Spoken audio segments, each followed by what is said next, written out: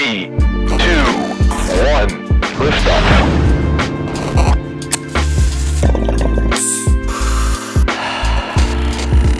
Cannabinoid Connect, the nation's most diverse cannabis-related podcast. Mikey, welcome to the podcast. Thank you, Kevin. It's great to be here. Yeah, this is not the first time we've had a Flow Kana, a rep, or someone repping. I had Amanda on as well a while back, and really enjoyed talking to her. So I think we're gonna have a lot to talk about today. Really excited. Cool. Thank you, Kevin. Yeah, Amanda's one of my favorite people, so I'm glad she was here with you before. Yeah, absolutely. So, but we have a lot to talk about today. There's a lot happening within the cannabis sector, as well as the hemp industry, particularly in Texas with the battle going on there. But before we go there and talk about even your new spin-off company, Functional Cannabis Plus, FK Plus, let's talk about you, Mikey. Your journey is really interesting. I know that you originated in Venezuela, and then you worked at Merrill Lynch, NASA. So let's get into that, man. All right, cool, man. Yeah, I'm happy to give my background. If I spend too much time on it, you can speed me up. But I'm originally from Caracas, Venezuela, born and raised. Went to college in the U.S. Out in Carnegie Mellon in Pittsburgh, and then first job out of college was actually in NASA Jet Propulsion Laboratory out in Pasadena, California, which was always kind of a dream job to be part of NASA. I remember always making kind of my vision boards as a kid with my mom to be like an astronaut. So that was really cool kind of realization, but government work wasn't really behind the scenes what I think I expected it to be. So I quickly pivoted to that kind of as a lost college soul and went into investment banking. Okay, so I did that for a few years out in New York. And also kind of felt very unfulfilled with kind of the corporate model here in the US, and kind of spent a little bit of time traveling, kind of trying to find myself, went around the world actually on a kind of a backpacking trip right out of investment banking after my first year and a half. And then landed back in Venezuela in 2008. And that was an interesting time in Venezuela where it kind of seemed there was a glimmer of hope of changing politics that actually never ended up panning out. But it ended up keeping me there for a little bit. I ended up meeting a girl who ended up turning into my wife and co-founder of Flow Kana. Started my first business in Venezuela, which was around food distribution and kind of brand management, which I think gave me a lot of the skills that I have that I used to build Flow Kana, and made it out to California in 2013. So I can tell you a little bit about Flow Kana and that journey and how it all started in 2013, 2014, California Cannabis. Yeah, definitely want to hear about that. I mean, I do want to talk about your relationship with cannabis as well. I mean, you talked about that backpacking journey and really where you needed to step away from investment banking. Was there consumption there? Was there reflection? Was there intention? Tell me about your relationship with the plant. So actually, funny enough, I grew up in a pretty conservative society, Venezuela. Cannabis is considered, drogas, as all drogas, okay? Pretty much taboo, stigmatized. But I grew up in a house where my mom was very, very open about it. And my mom also suffered from a chronic disease that very acutely, where she got recommended cannabis very early on in her life from a progressive doctor in New Jersey. So I kind of grew up in a home where cannabis was just medicine, right? It was mom's medicine. So I actually never consumed very much in cannabis, never consumed very much cannabis in high school, in college. The trip around the world was pretty much my first exposure to it because I was kind of on a soul kind of expanding mission. And funny enough, I went through many countries where cannabis was very prohibited, that nowadays is not. So one of my best experiences was in Thailand. And I remember in Thailand, and this was 2005 or 2006. I mean, they would cut your hand off, right? Like it was like prison, jail, like forever. I remember like kind of like hiding around and like, and taking a toke and being absolutely paranoid the whole experience. And funny enough, I took my family 20 years later to Thailand recently, and it's like wild, wild west there. Like you literally find weed at every corner, at every store. It's like out of control. That's what I was just going to ask. I was going to say Thailand. I was like, really? But you said 2005. So, okay, then it must have been a completely different scene because I've never been, but I've heard it's like a party central, Yeah, Lady Boy Central. Yeah, exactly. It's a very, very big party scene. I mean, it's still one of my favorite countries, super magical, but back in the day it was still kind of raw in a sense. And they didn't have openness to cannabis. Cannabis happened as a waving the flag survival during COVID for the government to try to get tourism to like reignite the industry. Right. So in any way, going back to Venezuela, it was actually meeting my girl, but this girl who ended up being my wife, Flavia, who actually really, I mean, she embodies the plant, lives the plant. She is the essence of flow, and she brings that to her brand. And it was with her that actually I started consuming cannabis on a more regular basis, and part of our relationship, part of our intimacy. And it was in those kind of 3, 4, 5 years of building this food distribution in Venezuela, experiencing cannabis with her. And I'm an engineer by background. That's what I studied in school. So always kind of Silicon Valley was the holy grail of where I wanted to be. So during 2010 to 2013, I would spend like 3 months out of the year, or 3 months at a time in Silicon Valley, and then 3 months in Venezuela. And I went back and forth while I was building my business in Venezuela. I was exploring new possibilities. Okay. Wow. And I guess like my whole life, I would consider myself, a fan of the plant. I saw it firsthand how it improved my mom's condition, not just health wise, but her relationship with me and with the whole family in general. And in 2013, 2012, kind of the cannabis ecosystem in California was, it was probably like the moment where, I mean, we've had medical cannabis in California since 1996, Prop 215. But since 1996, it was very, very, very small incremental growth, right? It was very, very still federally illegal, very few people involved, very much underground.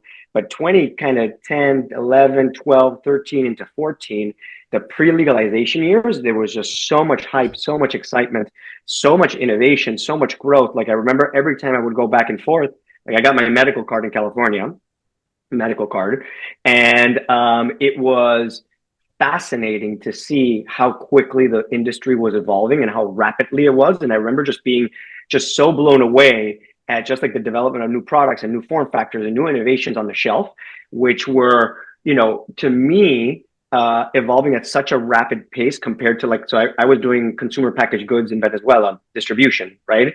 So like when you think about a traditional retail supermarket industry, the pace is pretty slow, right? Not too much innovation, not too many risk takers. The categories are pretty well defined. There might be a new ingredient here and there, but cannabis was in this just moment of like, coming to life, right? And it was incredible. And I always now in retrospect am fascinated by Prop 215 and what I consider to be probably the only and one of the truest forms of free market economics that the world has ever seen, where very little regulation was involved and everything was really driven by market forces. So literally the only rule in Prop 215 was you had to be a patient. Okay. I had to be a patient. The farmer had to be a patient, and the dispensary had to be nonprofit and had to ensure a patient to patient transaction. I had to buy from a valid farmer and I had to sell to a valid patient.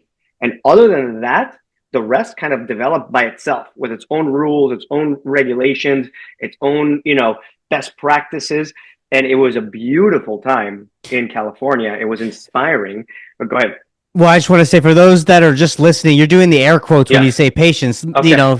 just to kind of give everyone context. Like Yeah. it was very loose, right? The regulation is very loose. easy to get a loose. card and be considered Correct. a patient at the time, right? Yeah. Correct. Yeah, absolutely. And I think that's what made the kind of the free economics in the market just flourish so rapidly. And it was fascinating, right? And it was a time where, for better or for worse, and I'm not saying it was perfect, like farmers got paid and dispensaries had product and there was a fluid market, and it was functioning, like it was working, right? And it was beautiful and it was evolving. Yes, there were some bad actors. Okay. Yes, the governments weren't getting the taxes that they needed, but fast forward 10 years and they've just completely destroyed it with that overregulation, right?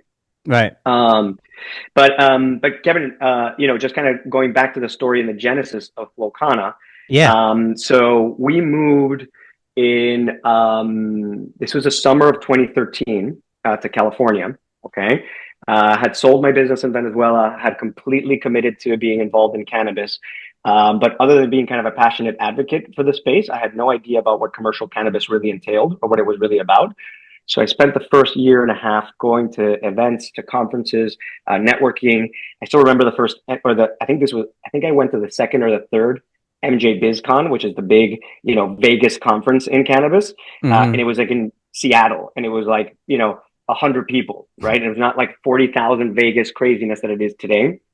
And it was a time where I was very lucky to volunteer at a dispensary. Okay. It was called Berkeley's Patient Group. It's one of the oldest dispensaries in Berkeley. Okay. Longest standing dispensary, wonderful people, wonderful dispensary. And I was basically brought on to help them streamline their operations, their processes, their procedures. They were kind of like, getting more sophisticated.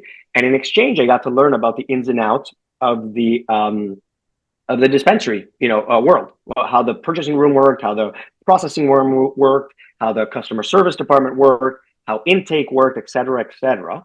And during my time there, I was lucky to meet this super interesting fellow, okay, that was a broker, and he brokered from farms from the Emerald Triangle, which is the region in Northern California, that I'll talk a little bit about more, down to the Bay Area, okay? And this guy is like impossible to forget. He was a huge, big man. He had like a cowboy hat with a feather and a Joker card, okay? I remember him distinctly, and I was like, this is the guy that I need to meet. And I befriended him. We smoked a joint once or twice in the parking lot. We hit it off. He's like, hey, if you want, I'll give you a tour to the Emerald Triangle. Okay. So I went with my wife, and at the time we had 2 cats. We had no one to leave our cats with in San Francisco. So we put our 2 cats in the car. I go with my wife, and we go to our first tour up to Humboldt County. Okay.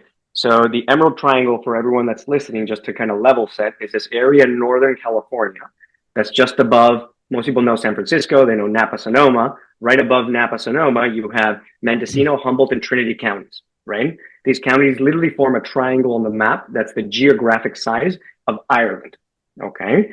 And in this region, it was home to more than 55,000 cannabis farmers that move up during the back to the land, the hippie movement. When prohibition comes online, people either go indoors to cultivate cannabis, or they go up to Northern California to basically grow in this massive space, okay?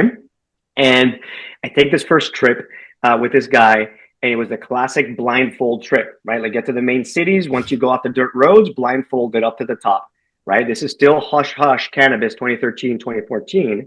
And when I stepped foot in these farms with my wife and co-founder, it was the single moment that basically completely changed my paradigm of what cannabis should be and could be, because it was the first time I ever saw cannabis in its rightful place under the sun and in the soil, and in the hands of family farmers that were growing all kinds of other vegetables like cucumber and celery and sunflower and strawberries and like carrots, and this beautiful, colorful farm ecosystem where cannabis was just another agricultural product on the farm.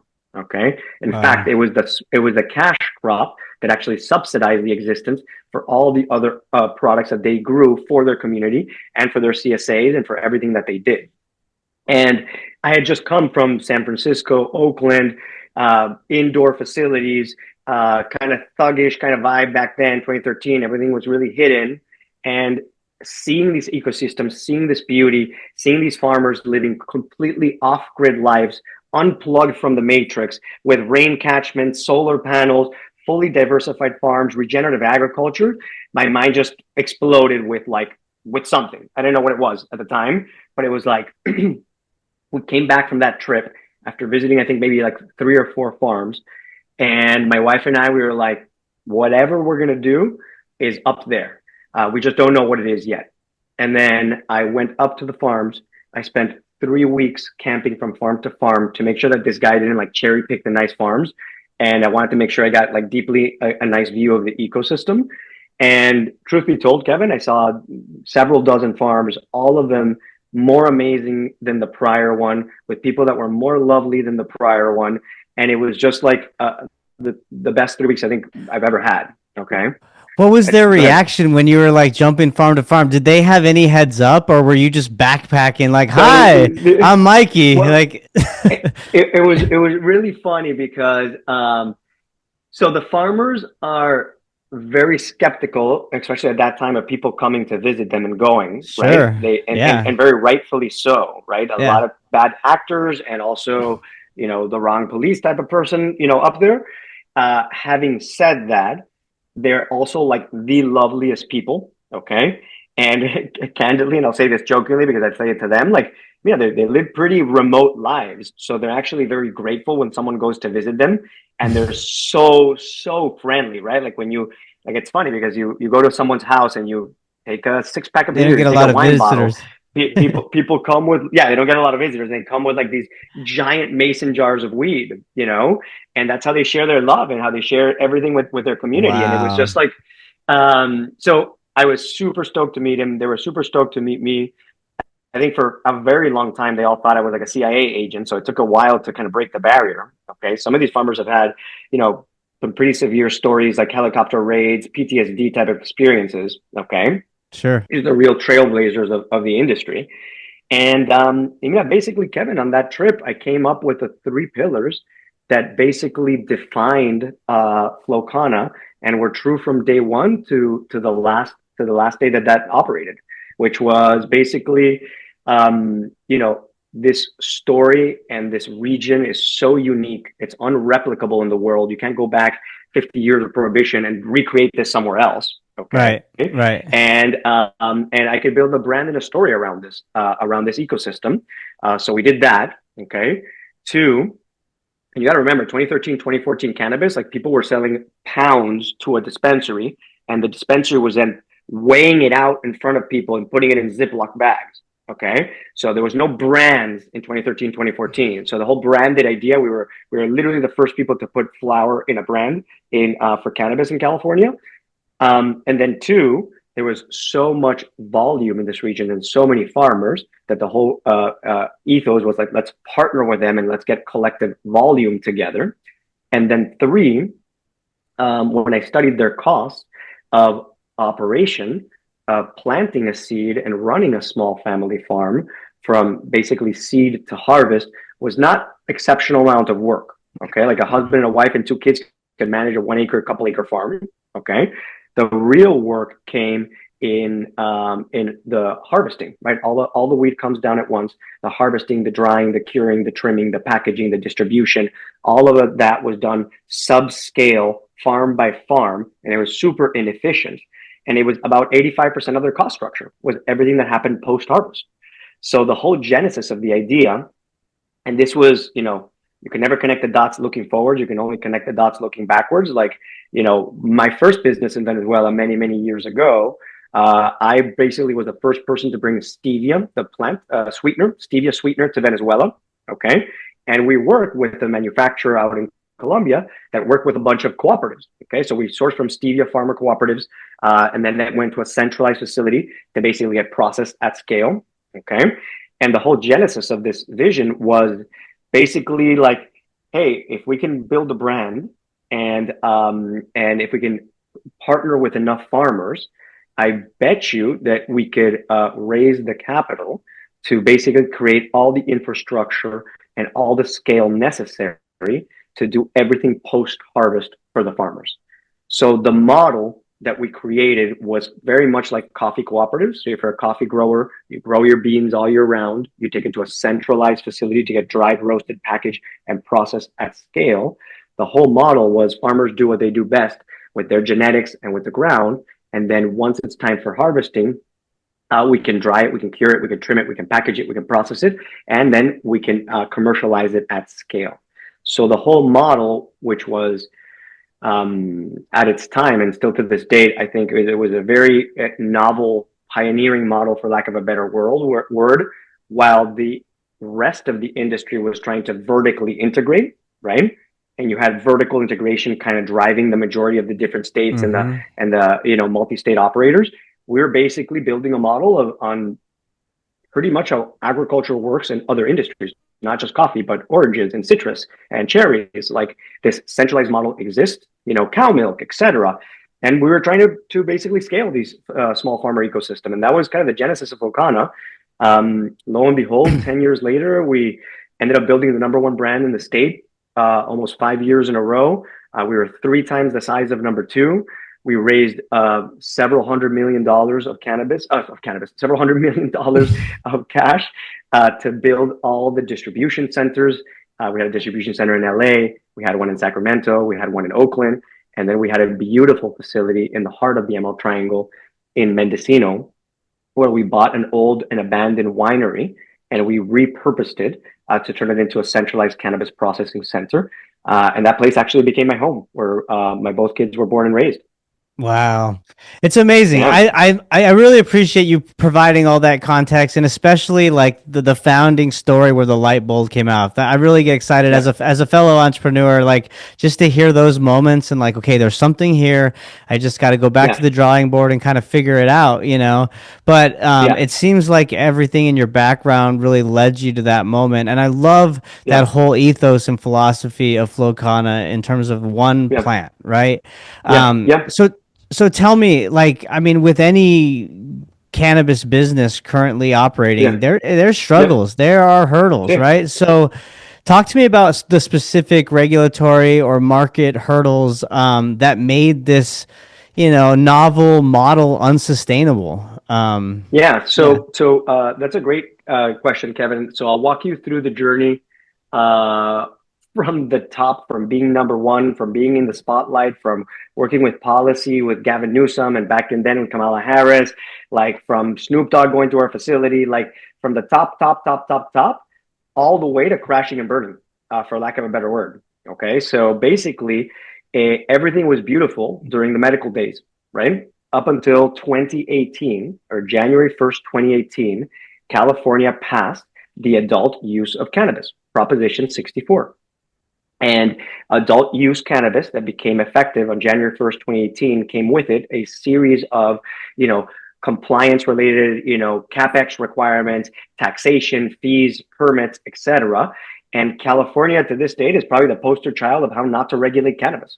Okay. Yeah, I've heard that California, quite a bit on this podcast for sure. yeah. And it's very true. I have seen probably the majority of all of my friends and my peers, some of the biggest companies out there, from High Times to Grassdoor to Ease to Gold Drop, the number one vape pen, like everyone just kind of folding their doors because California created a completely unworkable model. And what do I mean by that? California had a golden opportunity to continue to lead cannabis like it has done for decades. California had to accept the fact that it had a huge and thriving illicit market.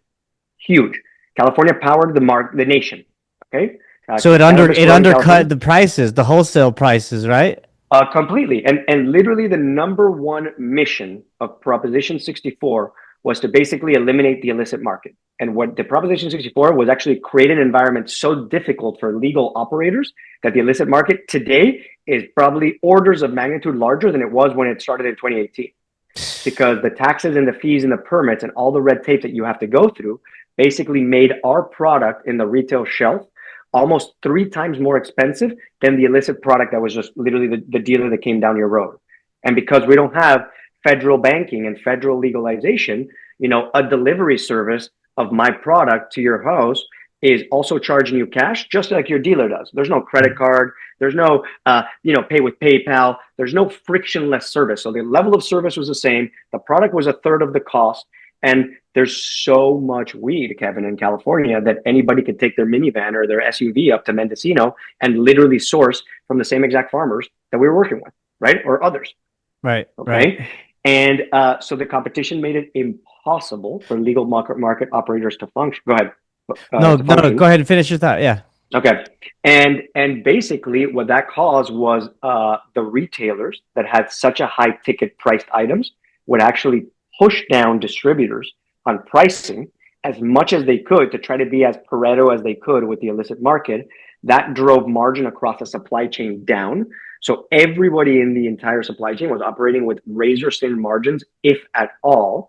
And then you had a series of taxes that layered on top of the supply chain. So cannabis was the only crop in all of California that had a cultivation tax. Okay. That cultivation tax compounded on the supply chain as you moved it through the supply chain. And then on top, you had an excise tax at the end, which was a vice tax. And on top of that, you had a sales tax. On top of that, the cities and localities of California added additional taxes to cannabis because they had given them local control. Okay. So basically it is, in my view, Kevin, it is cannabis in California is an unprofitable proposition Hmm. while trying to compete with the other market. There is no way to make a profit within the California ecosystem today. And you've seen the death of all these operators. And that's kind of what happened to us, Kevin. We had a very difficult time when we had built this massive organization ready to scale across all of California. I always remember this number, Kevin, which was in the medical days of California, there was about 6,000 to 10,000 retail points between brick and mortar dispensaries, medical dispensaries, to like delivery services. Like there were, let's just say 10,000. Hmm. Okay. And on December 31st of 2017, so the day before regulation, we at Flow Kana, we had 800 points of sale that we sold to. I sold to 800 unique stores. We had just gotten off our Series C, which was $125 million, to go from 800 stores to 10,000 stores. Okay. We had hired up, we had built a system, we had gone from 800 to 10,000.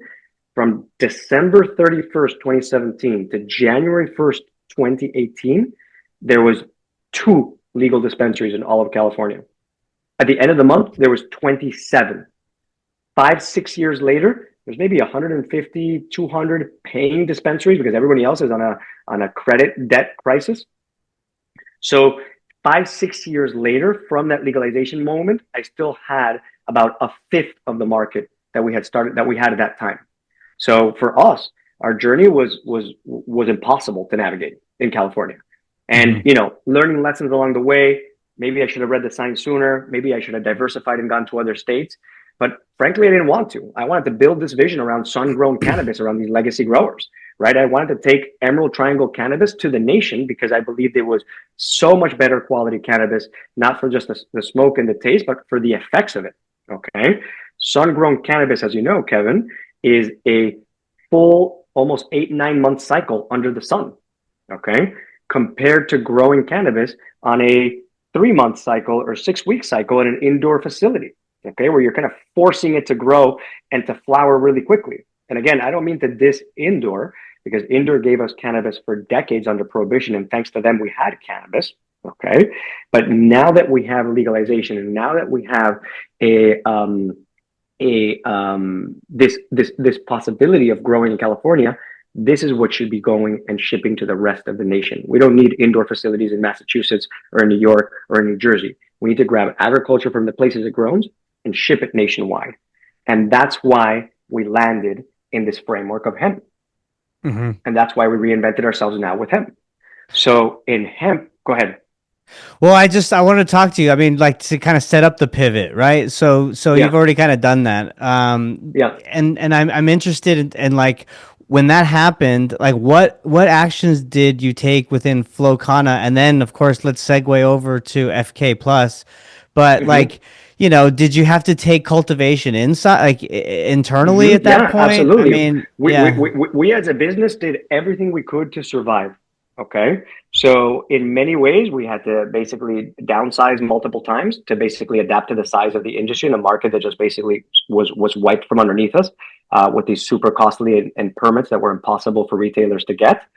And two, the model had made it impossible for all these layers in the supply chain to actually live. So in one part towards in 2021 on the business, okay, so post COVID, we had no choice but to vertically integrate for one piece of the business. So Flow Kana is a brand that we started off with.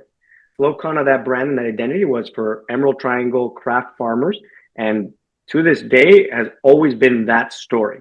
But Flow Kana grew and expanded, and it forced us to create a manufacturing facility, distribution, processing, co-packing of flour, pre-roll creation, etc. So we built a massive facility, and then afterwards we started white labeling. We did Willie Nelson's brand, we did several dispensaries brands, we did Bloom Farms brand, we did Snoop Dogg's brand, etc., etc. Okay, and we started becoming a white labeling business to be able to sustain that infrastructure, because Flow Kana was a premium product, right? Farmers could not compete on commodity cannabis, right? They're not producing at scale like the Santa Barbara farmers, which are growing multiple greenhouses and multiple acres. They required craft, small batch, premium, AAA price.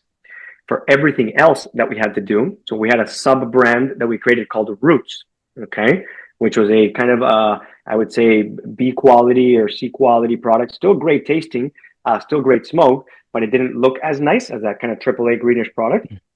And we tried to make that work with our farmers, but at the end of the day, they could never sustain a 1 acre or 10,000 square feet farm that was in Mendocino by selling at those price points that that product required. So we even had to vertically integrate as a business to try to survive. We started offering other distribution services. We started sharing space.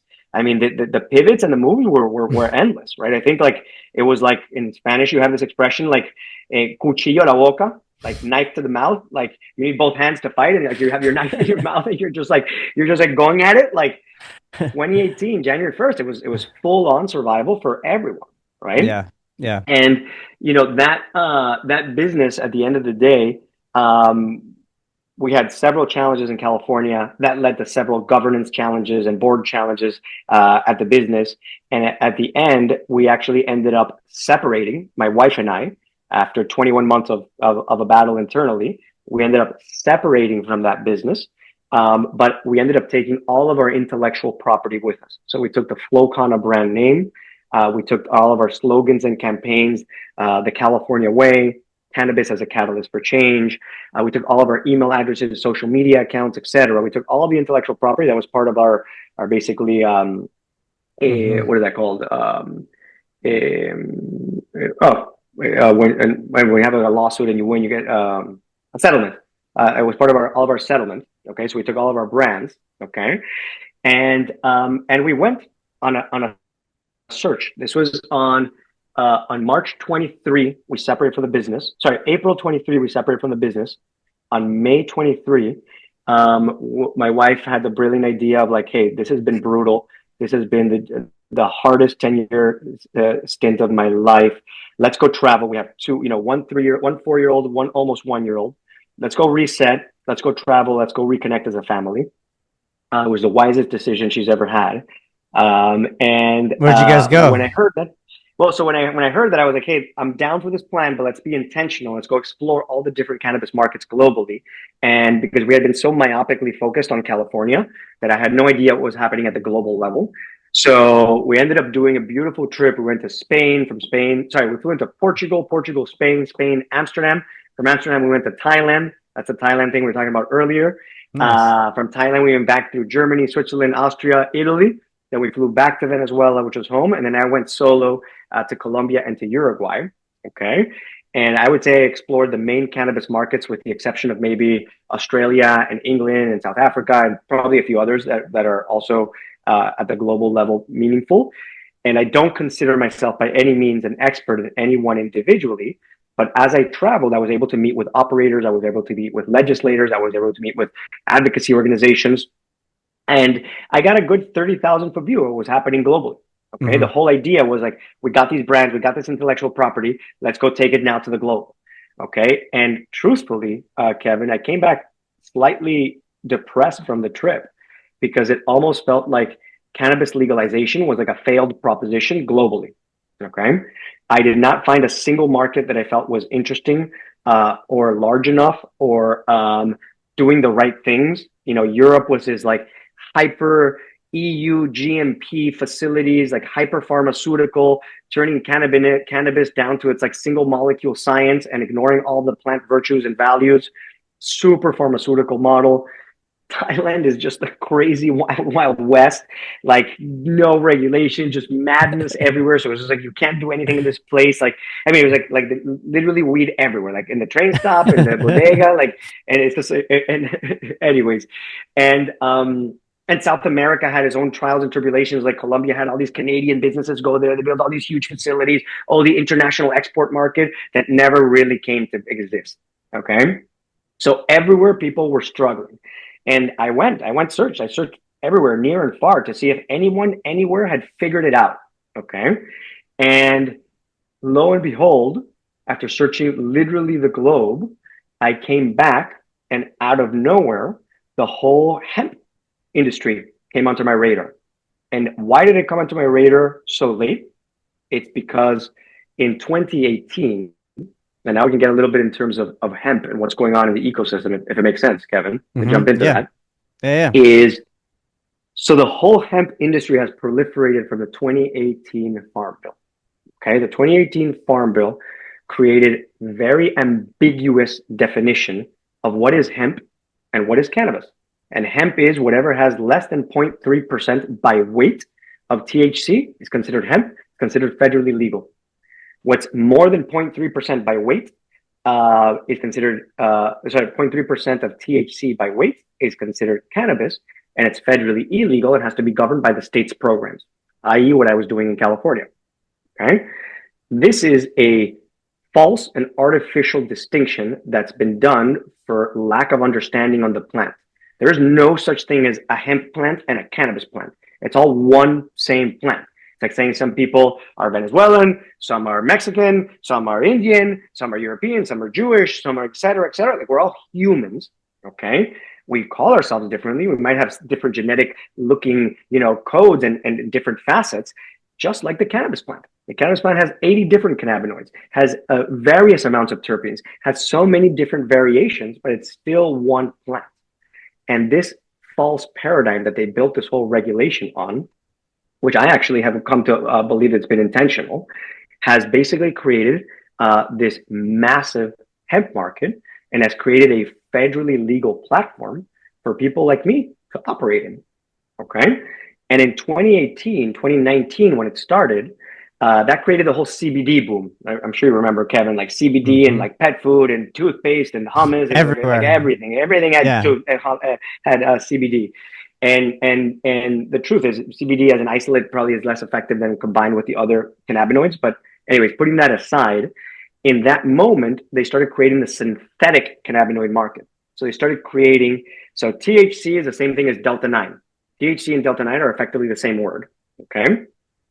CBD, they would basically synthetically modify it to make it look like Delta 9, but it was Delta 8 or Delta 10 or HHC or THCP or all these other molecules that they created that were completely synthetic, okay?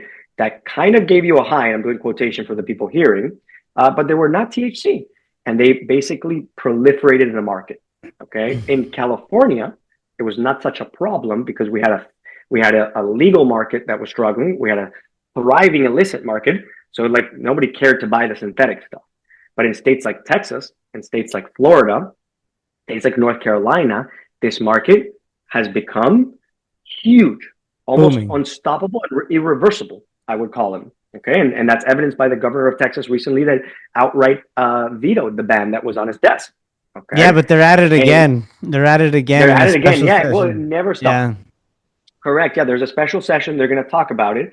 I read, and you know more being a state local, that there was a whole clause that said, hey, we're going to be regulating, we're going to be honing in on synthetic cannabinoids, but all in all, protecting this hemp market for safe access, right? There was like a whole sentence at the end, or am I mistaken that? I mean, where I'm at right now in the news cycle is SB5 was Yes, exactly. brought up and was basically an exact replica of SB3, only with different language. And I think the latest I heard, and don't kill me on this, whoever's listening, Yeah. but like, I don't know if like they rushed something to where the Senate has now passed SB6, which is like Okay.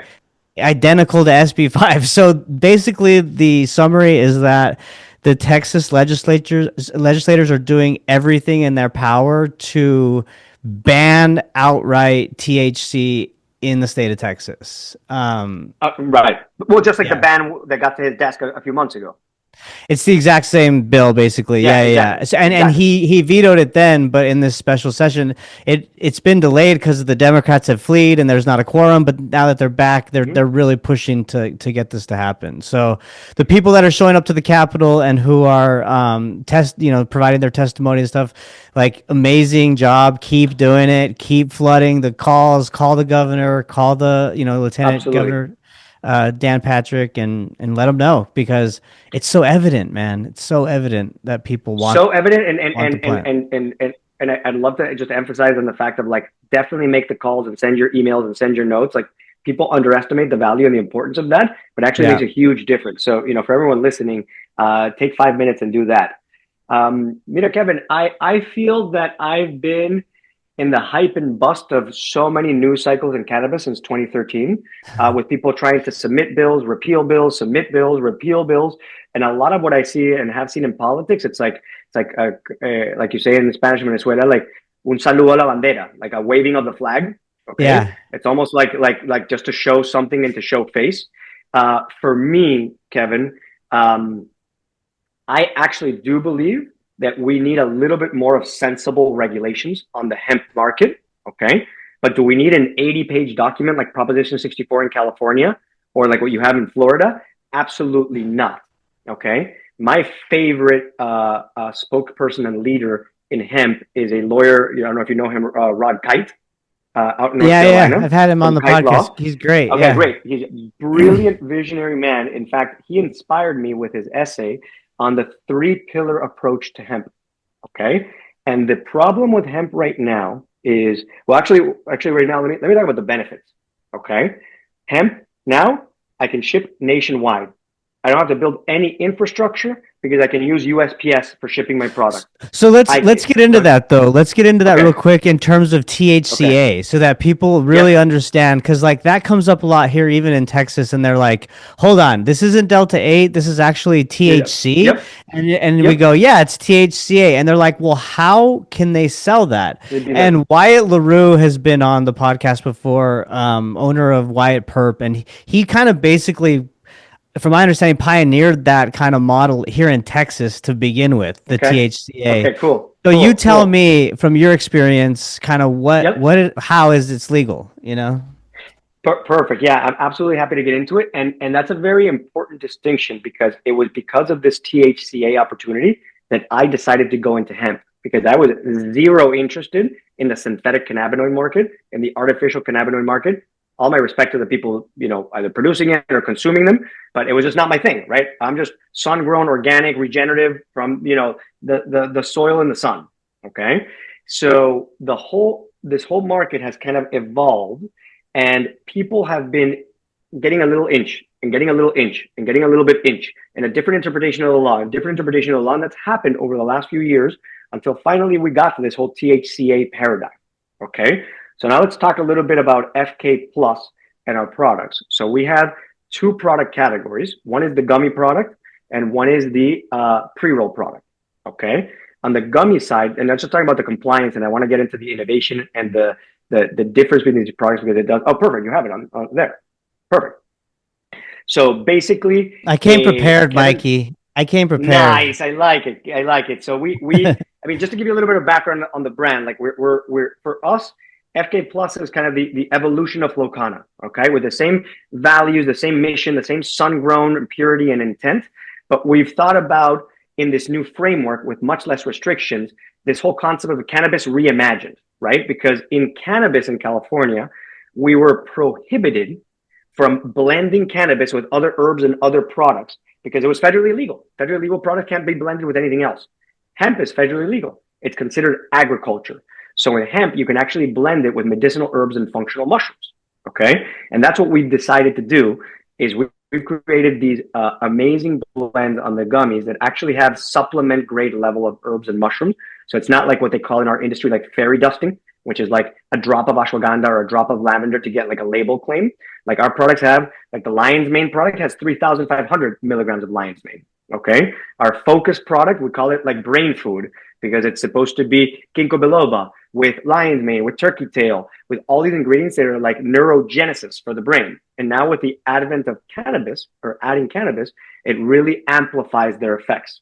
So, but to talk about the regulations, which is what we got into, we have the gummy product, okay, which is a very straightforward interpretation of the regulation, where our dose, so all of our gummy products, and I don't, people are not seeing this, they won't be able to see it.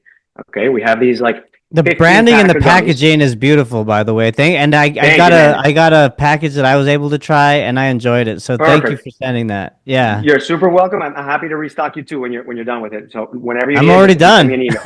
Oh, perfect. I'll send you one after this call. I'll send you one tomorrow because it's 8:00 and I gotta be with my kids after this call. But I'll send you one. No, you're the man. Sure. Thank you. Yeah. So with the gummy side, our products. So one of the things that we solve with the gummies is that most of the gummies come like like they mush together on the bottom. Actually, once you've opened them, the humidity comes in, especially in Florida, and they kind of mush. So we've done all of our products are individually dosed and individually packed. Okay, so this is a 2-pack of gummies, and our dose, okay, is 10 grams of gummy. Each gummy has 5 grams. Both gummies are 10 grams. 10 grams is 10,000 milligrams, right? Multiplied by 1,000. 10 grams is 10,000 milligrams. That's 10,000 milligrams of mass here, okay? On a dose. You multiply 10,000 milligrams times 0.3%. That would legally allow me to have 30 milligrams of THC in this packet. Fully federally legal. On today, my highest THC product is the sleep one that has valerian root and passion flower and turkey tail, CBN, CBD. It only has 10 milligrams of THC. So I'm 1/3 below the legal limit of 30 milligrams that I can put into my gummies. Okay.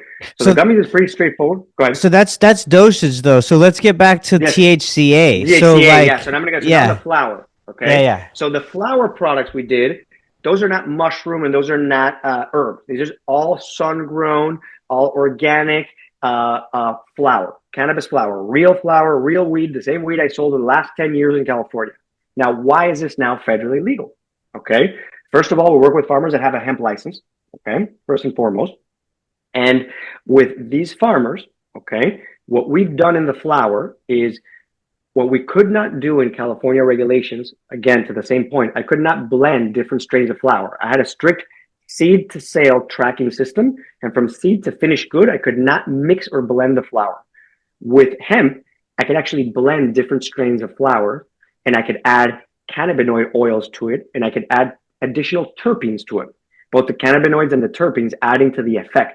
So we created these truly effect-based pre-rolls, okay? On the focus side, super low dose. Energy has THCV to give you a burst of energy. Relax has CBN. And the sleep has extra THC in it for potency and has CBN and CBD oil added to it, as well as natural terpenes. So you're saying, okay, how do you get to sell this legally? Okay, so the whole framework of how THCA works, okay, so Delta 8, Delta 10, all these cannabinoids or synthetic stuff, that's synthetic, that's out there, that's in Texas. Okay, we got to regulate those and we're going to go back to Rod Kite. What we're passionate about is THCA. So what is THCA?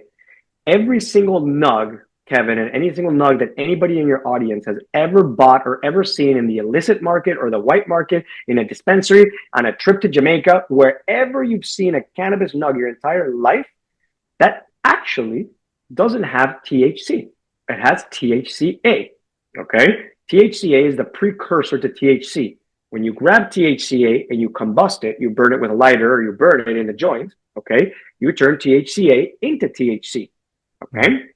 And without the combustion, it's actually not it's not psychoactive. Like you could eat a nug of flour, arguably your stomach and your juices and the acid and the thing, like it'll decarboxylize a little bit, but you're not going to get very high from just eating raw flour. Okay. You're going to get all the benefits of the plant. Okay. But you're not going to get very high. Okay. So the whole framework of what started happening post-COVID is that some entrepreneurs, and maybe this friend that you just described in Texas, because someone pioneered it, and I'm not sure who the first one was saying, hey, what happens if I go to a lab that's outside of the cannabis supply chain that has these horrible, stupid regulations on how to test cannabis? They're all inconsistent and they don't even talk to each other anyways. What happens if I go to a DEA certified lab, an ISO certified lab, a legitimate lab, and I say, you know what? Just test it for the cannabinoids and for THCA. So you can see on my site, you can see the certificate of analysis.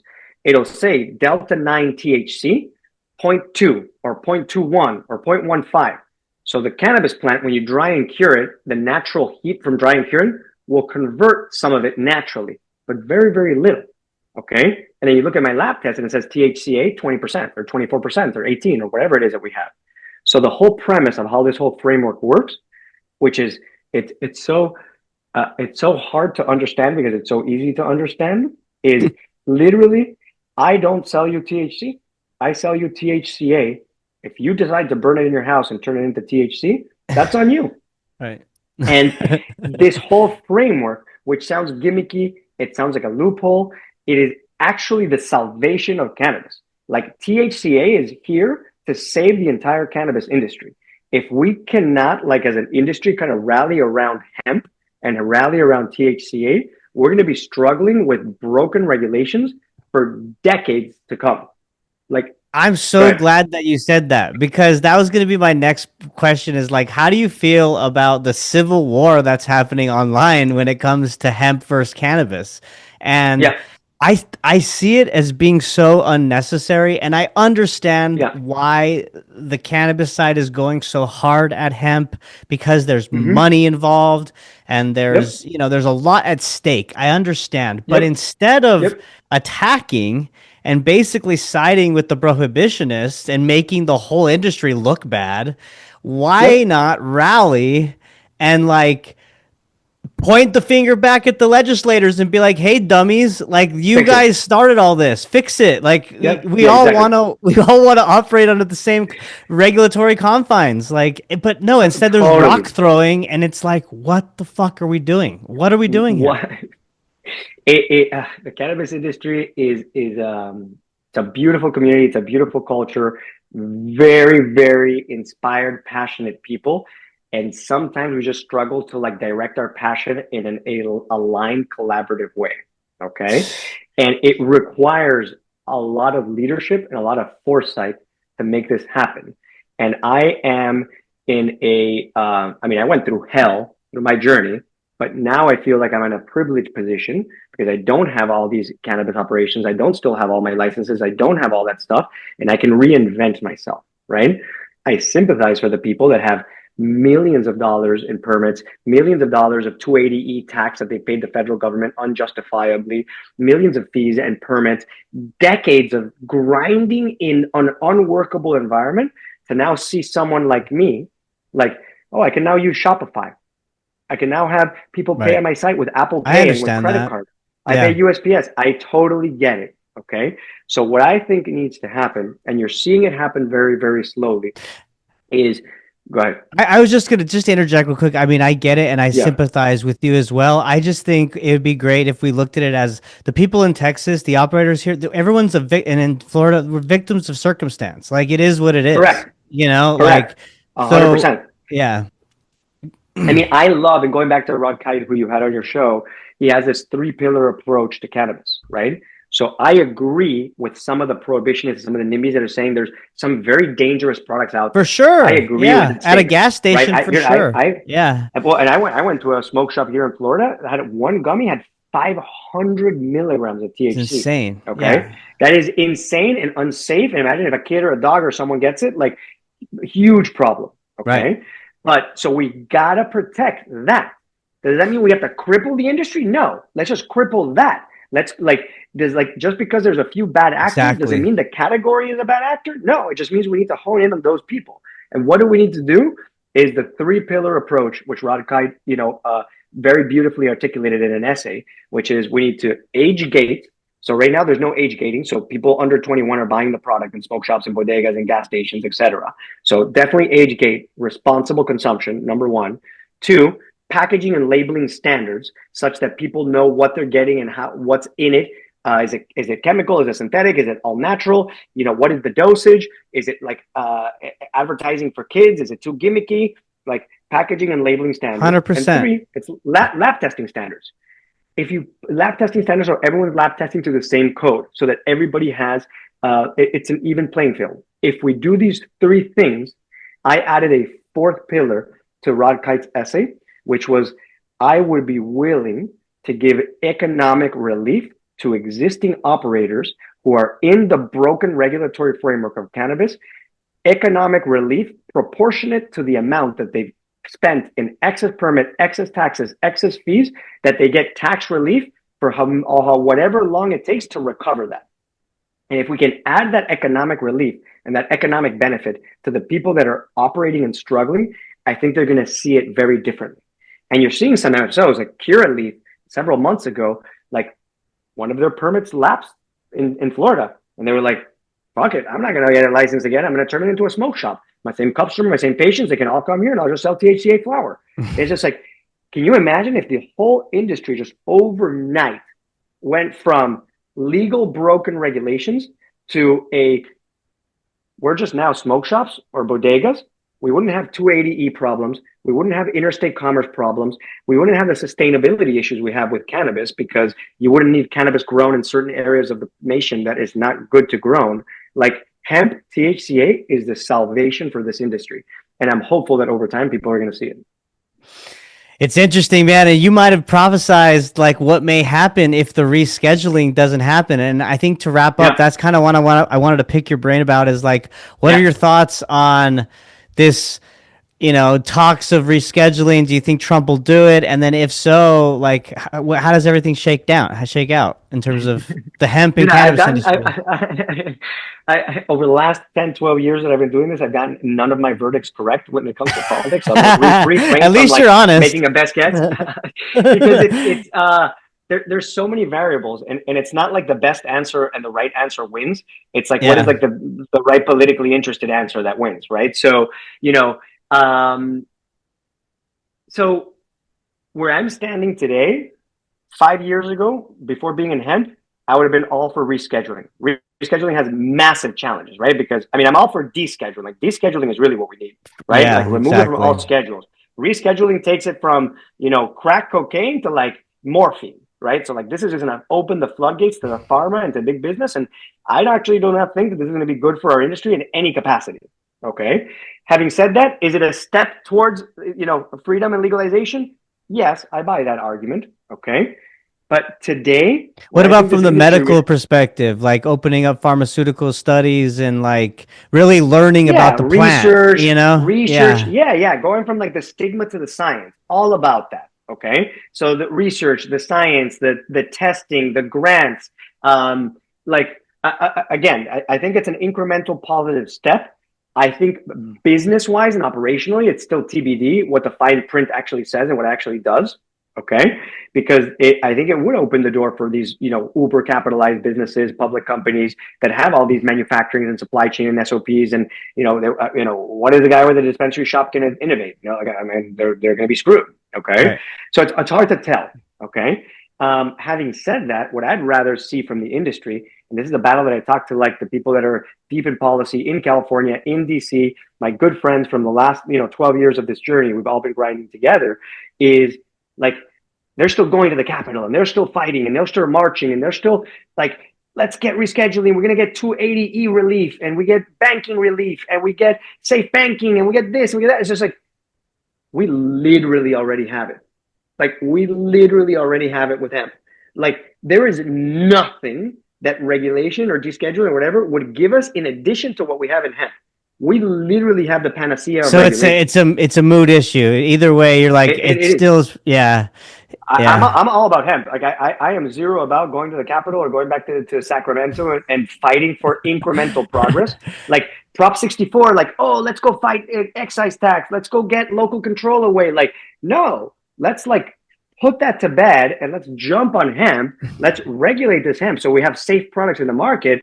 But let's go. Like we could have interstate commerce. We could have products at every house and every home in every state that comes from California, that comes from Oregon, that comes from Washington, sustainably, organically, lab tested. Today, it's available. I mean, FK Plus is available. Organic, regenerative, small farm products to your door. I love the optimism, and I'll tell you, I haven't heard this take. I haven't heard that hemp's going to be the salvation. But look, I mean, I don't know. I got to wrap my head around and think it through. But it sounds from the outset like it makes sense. I mean, like in terms of at least like not a final, because you never know with this plan. Everything changes, but another attempt to like get attention at the federal level and even some of the state and local levels that are prohibitionist when it comes to actual cannabis, to turn the head and be like, wait a second. And it's good because it just shows how many people support and want open access to this plant, particularly veterans and people who are really struggling with PTSD and others. So Mikey, this was a fun conversation, man. We talked about a lot. Is there anything that you want to leave the audience with before we go? No, man. Well, I mean, I'd say I'm just super grateful for the time, Kevin. I'm super grateful for I've always said there's two kinds of people in the world, one with the sword and one with the pen. and the voice and the microphone and spreading the message. So thank you for spreading the message. Thank you for hosting us. I'd love it for people to give our products a try. Check them out at fkplus.com.